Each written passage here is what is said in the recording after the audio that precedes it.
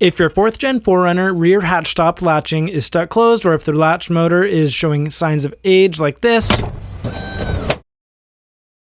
it's time to replace the liftgate latch, also known as the rear hatch actuator. Watch this video to see how I did it on my 2006 4Runner. When researching and choosing a new liftgate latch, I saw sub $100 options on Amazon, as well as OEM latches over $200. The cheaper units had mixed reviews, so I decided to take one for the team and experiment with a cheap one so I can share my experience if and when it ever fails. Removing the interior hatch panel is easy. Since your 10mm is likely missing, use a Phillips to remove the pull handle. The panel itself is held on by clips. Just pull down on the panel at the bottom of the door, then slide it up towards the window to remove it. 4th Gen 4Runners have this membrane material under the interior panel. It helps protect the liftgate components, so carefully pull down from the edges, and if yours is like mine, it will re-stick just fine later. You now have access to the liftgate latch. Use a flathead to carefully remove the plastic cover from the latch, then head to the hardware store to pick up a replacement for your missing 10mm socket. Careful not to lose it on the drive back. Remove the 3 bolts holding the latch at the bottom of your liftgate. Unplug the latch wiring harness and push the grommet up through the mounting hole.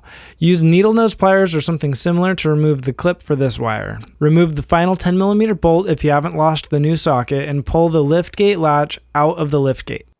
Comparing the 4th Gen's old latch unit to the $67 third-party one, the plastic and wiring feels similar. The shape and layout is exactly the same. The only real difference I see is there's less foam on the new one, and the new foam's adhesive doesn't seem as tough. The pull string is only there to manually unlock the latch if it's already locked when you open the box. Like this video and subscribe, then remove the string before installation. Please let me know in the comments if you have any questions at all. This side piece of plastic contains a lever you can use to manually open the hatch from the inside of the vehicle should you ever experience a latch failure. Simply pull that cap off and lift the lever to manually unlock the latch. As you install the new latch, remember to place this bent wire into the plastic channel on the latch. Replace the plastic clip removed earlier, pull the wiring grommet into place, plug the wiring in, replace the 4 latch bolts and latch cover, restick the membrane and replace the interior panel. The next step is key. After installing a new rear hatch actuator on your 4th Gen 4Runner, you must perform the door lock normalization process.